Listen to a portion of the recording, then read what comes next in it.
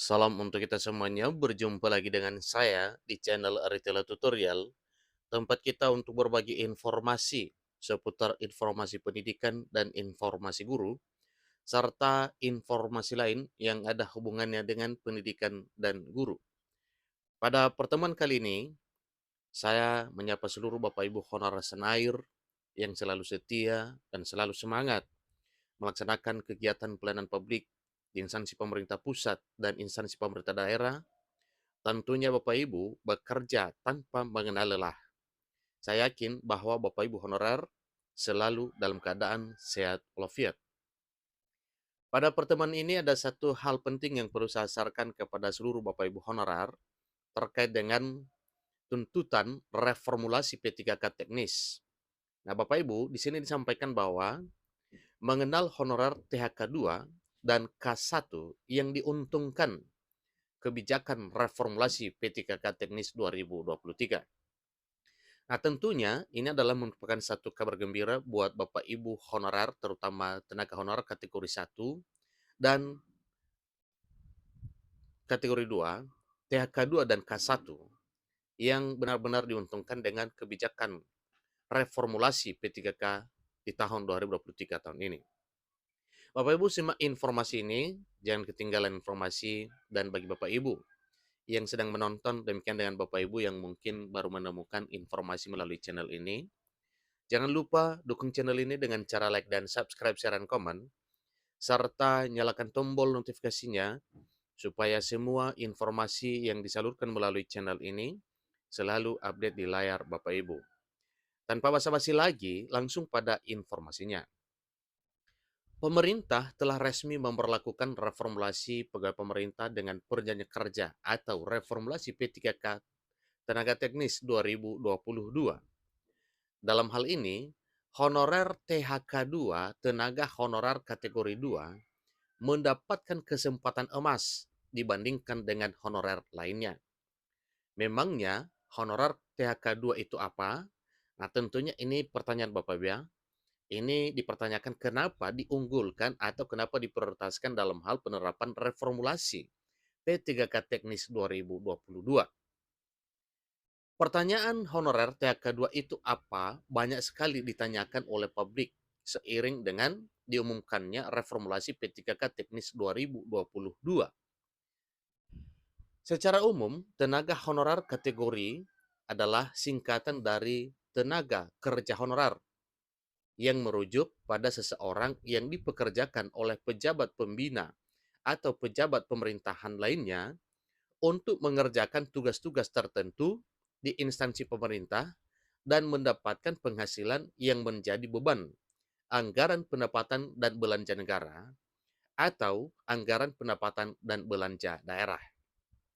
Nah, artinya Bapak Ibu, tenaga honorer kategori 2 ini adalah tenaga honorer yang dipekerjakan oleh pemerintah di instansi pemerintah pusat dan di instansi pemerintah daerah yang sumber penggajiannya atau penghasilannya honorer tersebut adalah dari beban anggaran pendapatan dan belanja negara atau APBN atau anggaran pendapatan dan belanja daerah.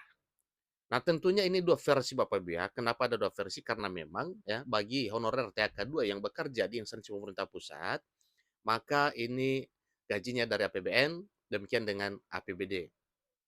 Atau mungkin baik di instansi pemerintah pusat maupun daerah, tetapi ada penghasilan dari APBN atau APBD. Dalam penerimaan pegawai pemerintah dengan perjanjian kerja atau P3K guru tahun ini, pemerintah menetapkan beberapa kategori prioritas.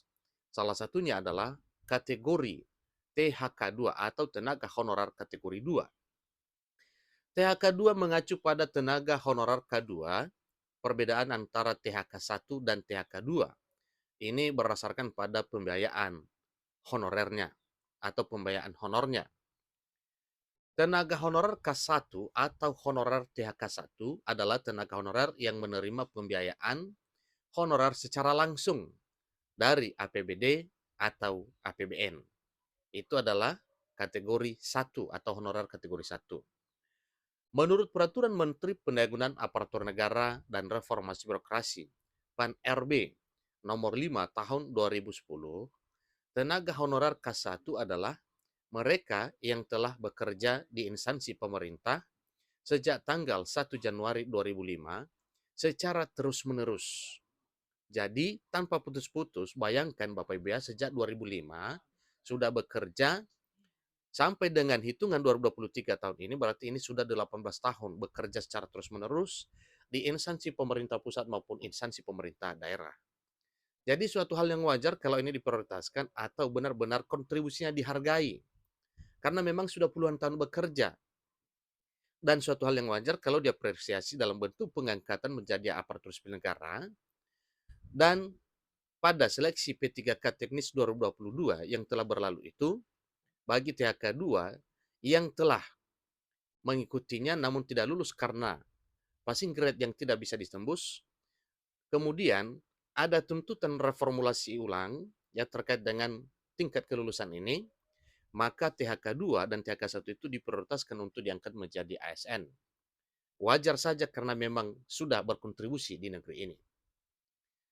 Tenaga honorer K1 memiliki peluang untuk langsung diangkat menjadi pegawai negeri sipil. Ingat Bapak Ibu ya, diangkat menjadi pegawai negeri sipil atau PNS jika memenuhi persyaratan tertentu. Nah, tentunya persyaratan ini sesuai dengan kebutuhan instansi yang merekrut, kemudian ada ketentuan-ketentuan yang diterapkan oleh pemerintah berdasarkan peraturan perundang-undangan yang berlaku. Tentunya untuk THK 1 ini yang akan diangkat menjadi PNS secara langsung, itu ada kriteria khususnya. Sementara itu, tenaga honorer kategori 2 atau THK 2 adalah mereka yang diangkat sejak 1 Januari 2005, tetapi tidak mendapatkan upah dari APBD atau APBN. Kemudian, THK 2 yang ingin menjadi CPNS harus mengikuti tes seleksi CPNS terlebih dahulu. Nah, jadi itu perbedaannya Bapak Ibu ya. Kalau tadi yang disampaikan K1 atau honorer kategori 1 itu langsung jika memenuhi syarat, sementara THK 2 bisa diangkat menjadi CPNS dengan mengikuti tes seleksi. Nah, tentunya tes seleksi juga yang dimaksud di sini adalah sesuai dengan ketentuan yang akan diberlakukan oleh pemerintah. Reformulasi P3K Teknis 2022 yang disepakati oleh Kementerian Penanggulangan Aparatur Negara dan Reformasi Birokrasi dan BKN melibatkan skema reformulasi nilai ambang batas P3K. Ingat Bapak Ibu, reformulasi P3K Teknis 2022 yang disepakati oleh PAN-RB dan BKN melibatkan skema reformulasi nilai ambang batas P3K. Dalam skema ini, setiap jabatan akan diberikan nilai ambang batas, tentunya berdasarkan nilai terendah pada jabatan yang sama yang belum terisi atau pelamar yang tidak mencapai nilai ambang batas. Dengan demikian, pemeringkatan ini memberikan kesempatan lebih bagi peserta X tenaga honorer kategori 2 atau yang dikenal dengan THK 2, yaitu peserta honorer non-ASN yang telah berdedikasi untuk mengisi jabatan fungsional teknis. Bagi calon pegawai yang bukan honorer THK 2, tidak perlu khawatir karena optimalisasi reformulasi ini juga akan diberlakukan untuk peserta honorer non-ASN yang memenuhi kriteria dengan peringkat terbaik. Ini berarti peluang untuk menjadi P3K tidak hanya terbuka bagi THK 2, tetapi juga bagi calon pegawai dari luar ASN yang memiliki prestasi terbaik dalam seleksi. Itulah penjelasan mengenai honorer THK 2 adalah apa hingga sekilas tentang reformulasi P3K Teknis 2022.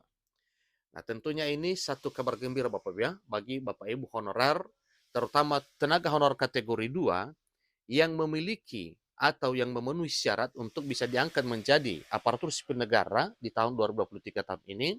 Demikian juga dengan para honorer non kategori yang juga memenuhi syarat akan berbahagia dengan penerapan reformulasi ini, juga bisa meraih impian menjadi aparatur sipil negara di tahun 2023 tahun ini. Nah, dengan demikian Bapak Ibu, maka tidak segan-segan dengan penerapan reformulasi ini. Selamat kepada Bapak Ibu honorer terutama THK 2 dan THK 1 yang memiliki syarat tertentu dan mampu dipenuhi, yang segera akan diangkat menjadi aparatur sipil negara di tahun 2023 tahun ini. Demikian informasinya, sampai ketemu pada informasi berikutnya. Terima kasih.